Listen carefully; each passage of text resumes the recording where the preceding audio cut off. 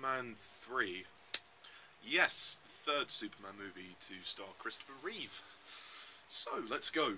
The basic plot of Superman 3 is that wealthy businessman named Ross Webster discovers the hidden talents of Gus Gorman. Mischievous computer genius, Ross decides to abuse his talents in a way to help Webster with his plans for economic control. When the Man of Steel interferes, something must be done about Supes. When Gus's synthetic kryptonite fails to kill Superman, it turns him in an evil incarnation of his former self. Tale's kryptonite pits man against himself, setting up the Clark vs. Superman battle. That's pretty much it. I read it off IMDb. I'm sorry. I cannot explain these plots for the life of me. I've only seen this film once. So, Superman 3. After the success of the first two movies, how does this one stack up?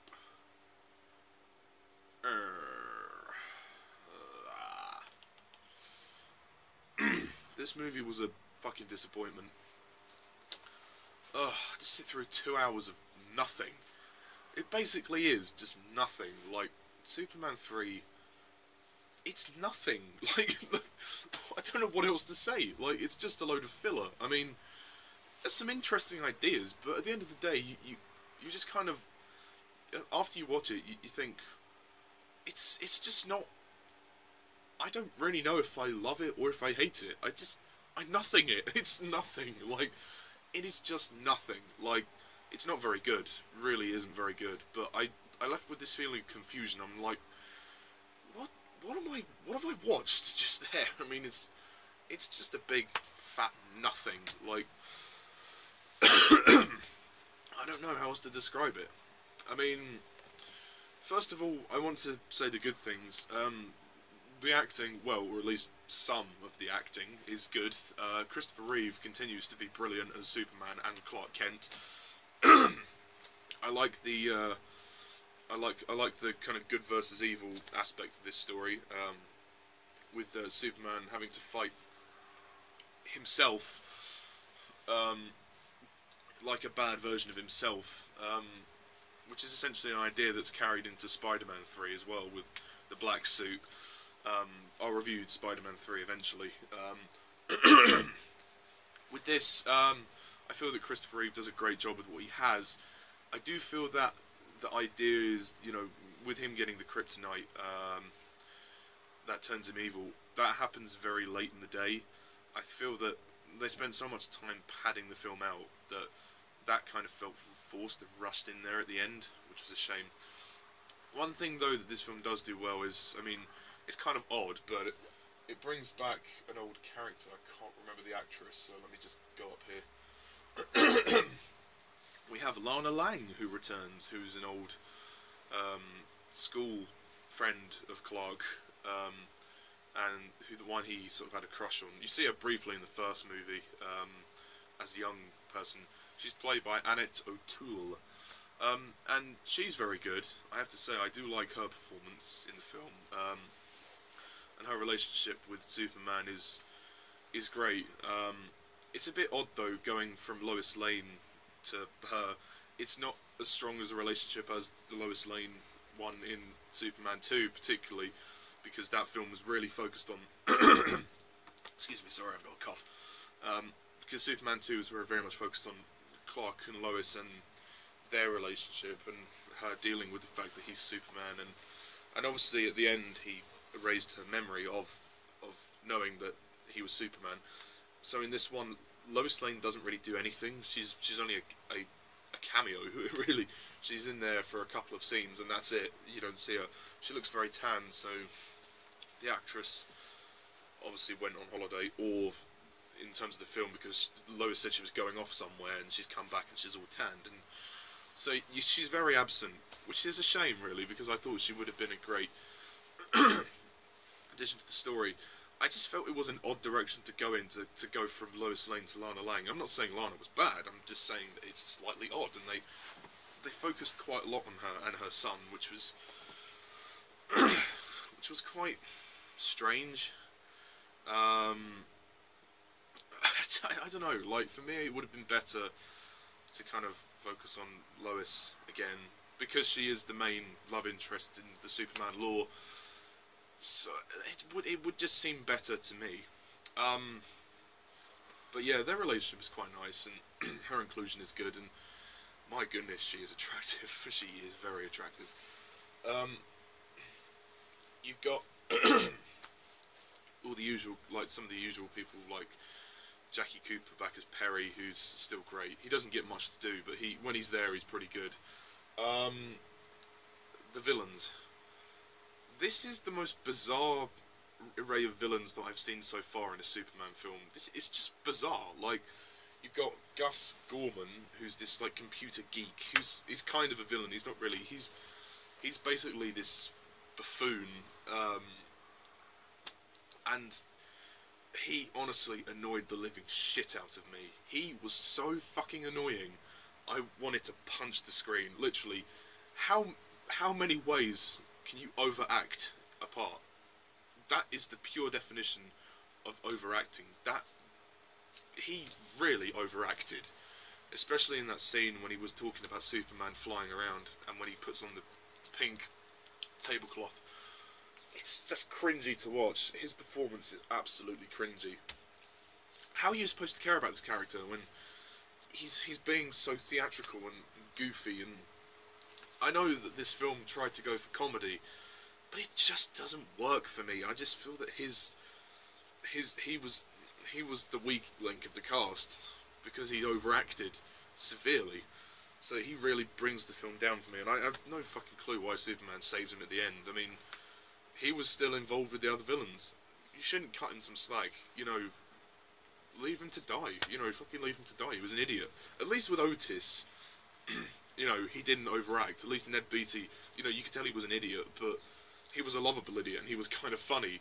This, no, Gus, just, no, way too far. And you know, could spend too much time focusing on him at the beginning, trying to get a job and everything. It's just like, why do I give a fuck? You know, give back to the main plot. I don't care. You know, just get back to the main story. What is this tripe? You know, when he's talking about, oh, how am I supposed to live on this amount of money? What? We don't need this. We don't need this in a Superman film. Just carry on. Show Superman. Show Superman, for fuck's sake. Just pissed me off. The film drags itself along. The first hour of the film, like, you know, nothing happens in this film. Like, it's not the first half of this film. Nothing happens. I mean, well, there's, apart from the destruction of the chemical plant, the base. That was good. That was a good scene. But the rest of it was just filler. Like, it was nice to see, you know, Lana and Clark reconnect. But apart from those few things, nothing happens. And having the, what's his name, Brad, the guy that used to come out with the, you know, coming in, you know, have him there for the, you know, the reunion scene, fair enough, but then he's like a fucking stalker. He's just, you know, going after her all the time. It's like, you don't need to include him any more than you have done already. Like, he didn't need to turn up at the end. He didn't need to turn up at the end of the film. That was just completely forced, and it was silly the way he was punched, and then he just, I don't even want to go there. It's just silly. Like, there are certain things. This film is just so much sillier than the first two. I mean, not having General Zod or Lex Luthor in the film does make the film suffer. I know it might have been a cliche to use them. Again, well, you couldn't have used Zod and his goons anyway because they all died. But you could have had Lex Luthor. I know it would have been cliche, but it would have been far better than the fucking villains that we got here. And Gus is only the start of it. We've got Ross Webster, played by Robert Vaughn. He's okay, but he's very generic. Like, he's just very, you know, sinister.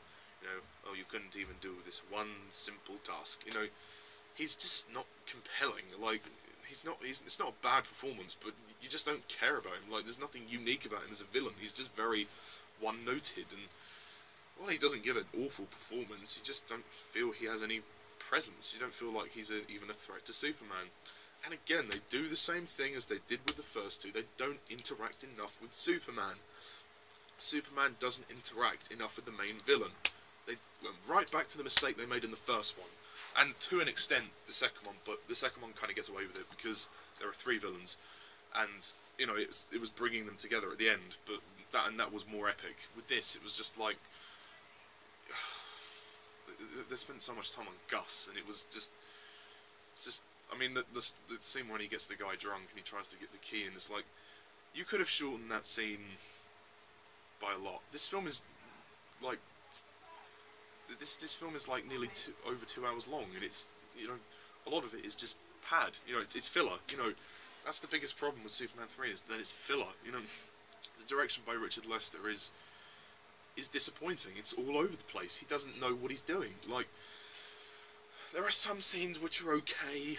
Like I said, there are okay scenes, but it's not the same. There's no dramatic weight to this film. Literally, it's just a compilation of bits thrown together. There's a nice scene when Superman gets the key to the city, and when Superman has to deal with, you know, fighting the darker side of himself, those ideas are good, and that's when the film starts to get interesting. But everything up to that is just a fucking drag. And you know, the film plods its way along towards that big climax. I mean, the climax is pretty good. It's pretty fun and entertaining. You know, I'll say that much. But there's no great standoff with him and the villain. And the villain's sister, what's her name? Is it Vera? I'm not sure, or is that... I'm not sure. I think her name's Vera. Yeah. Yeah, she was okay. It was quite weird when she turned into like a cyborg at the end. I didn't really get that. And then you've got Pamela Stephenson, who's Lorelei. I don't know how to say that. Lorelei? I'm not sure how you say her name. The one who was... She pretended to be like this ditzy, dumb bimbo, but she was actually this really intelligent woman. What was the point of that? That didn't go anywhere. You know... If you could have at least... I mean, unless I'm missing something here. If I am, then explain to me in the comments, please. Because I'm clueless, okay? I don't know where these characters are and what they're doing. And, you know, it was a bit strange having the villain's lair in, like a ski resort on the top of New York. That would be incredibly dangerous. There's just things that don't make sense here. And there's no character development. Apart from Lana Lang and Clark Kent. Nobody else gets any shred of development. You don't understand, what's his name, Ross. You don't understand his motivations. He's just this guy that comes in. He's like this industrialist. He's like, oh, I want the oil, I want the oil. It's just like, but why? There's, you know, basically, you've given you reasons, but you haven't explained them. It's explanation. That's what this film lacks. Any explanation. So... You know, you don't feel like you're getting anything out of it. You don't feel like enough is being explained to you. You feel as if the film is just kind of saying, okay, this is what's happening, without any explanation. How are we supposed to follow this if you're not explaining it? It's just poor structure, poor storytelling. Like, that's it. I mean, you know, considering they had a kid actor, Ricky, I think his name was, the son of Lana Lang, he was quite a nice presence. He's a charming fellow, and oh god, the opening to this film is just cringy. Like, the titles over the actual footage don't work. If you're gonna do those, you just do it like you did before. Have them in space and flying in, and oh god, it's just terrible. The music is okay. They changed the Superman theme slightly. Not every Superman film has to end with him flying and looking at the camera. Like, you know, it's just, I don't know. It doesn't feel very familiar to what the first 2 movies were, and for me it was disappointing. I mean, is it terrible? Well, yeah, kinda. I mean, it is terrible, but there are things that I liked, but it's not like atrociously bad, but it is bad. It's a big step down. It is terrible, but it's not like worst of the worst. I mean, I'm not going to give it a 0 out of 10. Overall, I think I could probably rate this film 4 out of 10.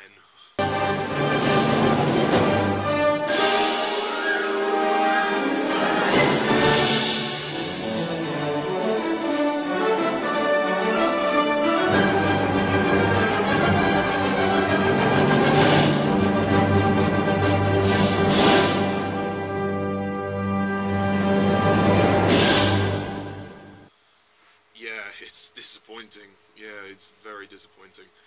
I expected a lot more from this, actually. But I will say the film does look like it has a budget. At least they, you know, production design looks pretty decent. Some of the visual effects aren't quite there. Some of them needed cleaning up, but mostly the effects are okay. They're okay. But I'm not looking forward to the next movie because I hear the effects are really bad there. Oh god. Yeah, that's pretty much it for me. I don't have much else to say about Superman 3. Tune in next time when I review Superman 4, The Quest for Peace. Oh gosh, that one's going to be interesting. I've heard a lot of things about that. But yeah, that's really all I've got to say on this one. So, sorry for the delay of getting this review out as well. I've been very busy over the past couple of weeks. I'm still finishing up on college, so once I've finished college, which will be in a few weeks, I'll have more time to do more videos. And I'll be able to get these Superman reviews and ranking done, and I'll do a Batman ranking as well, because I haven't actually done a Batman ranking yet for all of them. I've reviewed the films, but I haven't ranked them. And so yeah, I'm also going to be reviewing Star Trek 5, so stay tuned for that. But adieu for now, fans. So thank you all for watching, and I'm Mr. TARDIS11. See ya.